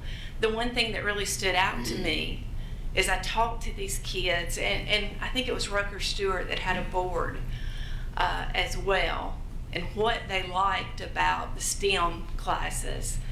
And it was not just doing worksheets, it was being able to be hands-on and the creativity that they were able to contribute to what they were doing. But just phenomenal, and I just want to thank the organization for that and letting us be a part of that. Sir? Yeah, I agree with Penny on the STEM program, the stuff these children are learning. I walked in and it smelled so good in that gym, and one of the people in there said, well, the gym teacher said it smelled greater than it's ever smelled in here before, but I thought it was food, so I was excited. But the soap was amazing. But these kids are learning, and the 20-minute play period or whatever they're calling it these days, they would give that up for learn more of this.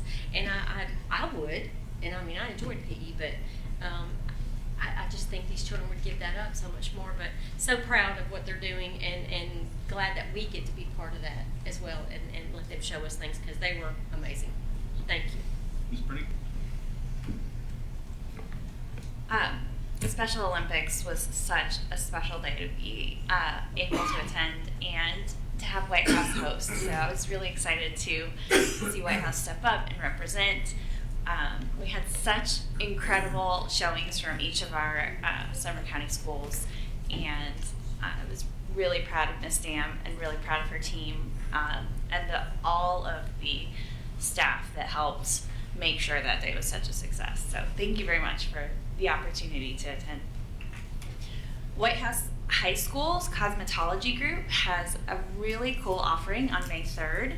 If you have a little who's between the kindergarten and second grade, they are doing a spa day. So the little spa day, hair braiding, tinsels, mini manicures, light makeup, crafts, and refreshments. That's Saturday, May 3rd. And if you go to White House High School's Facebook page, there's more information about that. So I know my first grader would be very interested in that one. And then we've got a lot coming up. It's May. It's like Christmas part 2 for the rest of the school year. So I'm just going to encourage my fellow board members to go out to a field day. I hope to see you at a bunch of graduations. It's going to be a busy few weeks, so hope to see you all out and about. Thank you. Charles? I guess one thing is thank you for the leadership and the culture you guys have here to allow for the innovation that I keep hearing regularly in these meetings. I love seeing it. I got to go to and I saw Ms. Brittany at the Merrill Hyde STEM Fair a couple of weeks ago, and I mean, it was phenomenal what these kids can come up with, and there were probably be some inventions or some patents come out of that from what I saw. And again, the reason why, why we do these things is, going back to the Station Camp coach, and they had some good athletic accomplishments, but he held them to a higher standard with their grades too. And that makes me really proud of the people that we have working for the school system and leading our kids. So my comments. Mr. Evans? Yeah, the Special Olympics were awesome. It was really cool to see. A couple of kids I've seen kind of get now they're older in age, and also it's like the Special Needs Sports Foundation was there. So some of our adults they're still participating. I thought again it was just glad it was good weather. That's always a hard thing with Special Olympics. Just make sure that was the case. And I'm glad we can still provide it for them. One quick note: Beach FFA has a plant sale this week. So if you need some plants, for your yard, definitely go check that out. And then TCAP's finishing up. So, something just again, my wife's a teacher, and I know it's crazy. Again, it's just another reminder that our kids, teachers, and schools are more than scores. I know for a fact a student just was really upset about how they did on the science part. The parent expressed their concern about how he did that. I'm like, why should a third grader? To me, that just frustrates me. A third grader there should be way more things they worry about than the fact that they felt like they did bad on the science part of the test. And I think that when we made those decisions, that to me is something I feel like we could do better. So I do push back on the recess part because as a PE major, and I have my PE license if I wanted to teach PE, I just hope that there's some opportunity there that we can. While we're giving every kid all these CTE stuff, I think that's great. But at some point, if we're just giving everybody tons of options, these kids need guidance on these options. Right now, everything is in front of them all the time. And what I see is that they're overwhelmed by the options. So hopefully, that's something we can do is we provide these options, there's proper guidance for those as well. Last but not least, because I know we are going to have, even though we have a study session, we won't be making public comments on May 13th, but graduations will happen by the time we have a study or actual voting session. So the class of 2025, in the great words of Boz Luhrmann, wear sunscreen. And if you don't know that, go look it up. Mr. Lancaster. Let's see. We did just wrap up the inaugural. There you go. Came up pretty close.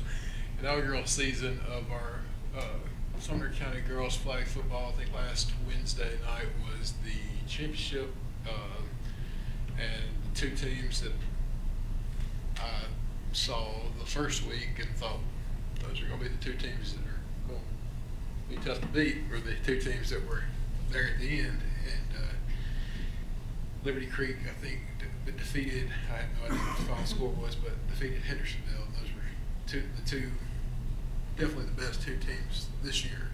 But I think it was a huge success overall. I know I saw Wade at one of them. I got to be yelled at about some of them, but it was fun to go to. It's a great new sport for our girls, and when you go to Hendersonville parks on a Sunday afternoon now, you see teams of first and second graders. They're all girls, and so just that sport is just going to take off. I would not be surprised if we have it in middle schools in a few years, if not sooner. Other than that, we are about to enter the gauntlet of May, which requires hydration and daily stretching to survive. But we've got, I'm sure there's proms going on, we've got graduations going on, we've got field days, career days, award ceremonies, end of the year programs, and everything else. But May 5th through the 9th, I don't want to forget, is Teacher Appreciation Week. And whatever you do, whether it's us, Hip Here, parents, anybody else, don't forget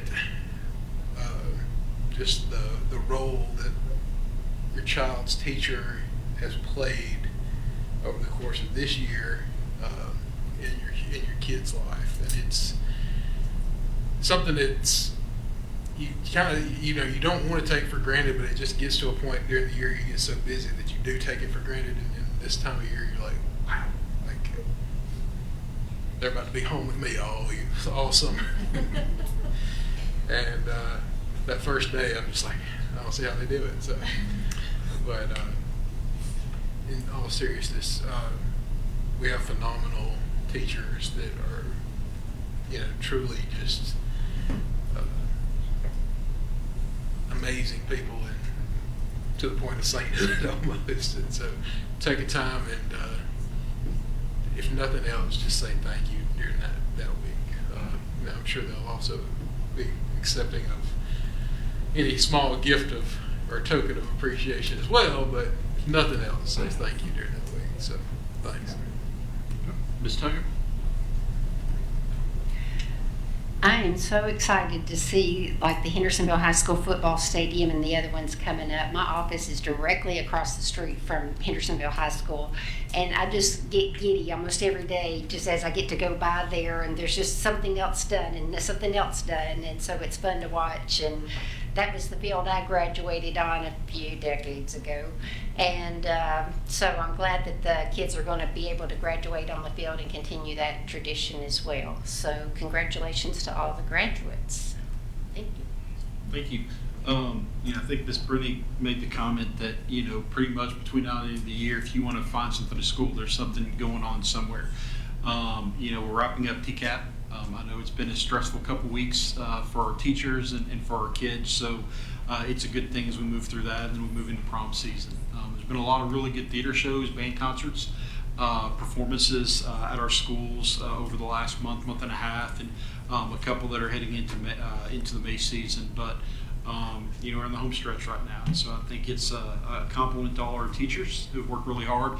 I think Mr. Evans might have made the comment, or maybe Mr. Hollis, about the GPA of the Station Camp wrestling team. And one of the things that is always kind of exciting is just about every single team that I remember that we brought in front of the board and recognized them for, a region championship, state championship, some type of performance, whether it was a club sport or whether it was a sanctioned sport or middle school, high school.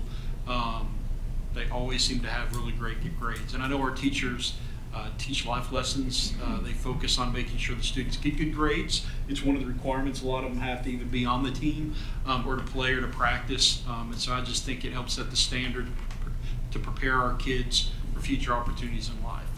Between that, our CTE programs, our STEM programs, I can't think of a better county to have kids in school. And so thank you to everyone for all you do. I appreciate you. And with that, oh, hold on. One more thing I forgot to mention. Mr. Johnson told me to remind you guys, we have director evaluations going to be emailed out. So get those back May 13th. Our next meeting is May 13th. That's budget workshop. Send out an email about that. And then is the same time, 6 o'clock? Or are we going to? 6 o'clock. And then we'll have our regular meeting on May 20th. So just make sure you adjust that. And we have a Teacher of the Year banquet and Support Staff of the Year banquet on Tuesday. If you want, you can email Mr. Johnson. We just need to RSVP if you're coming, so we can make sure we got everything set up for you. Love to have you. It's a great night. awesome. We're adjourned.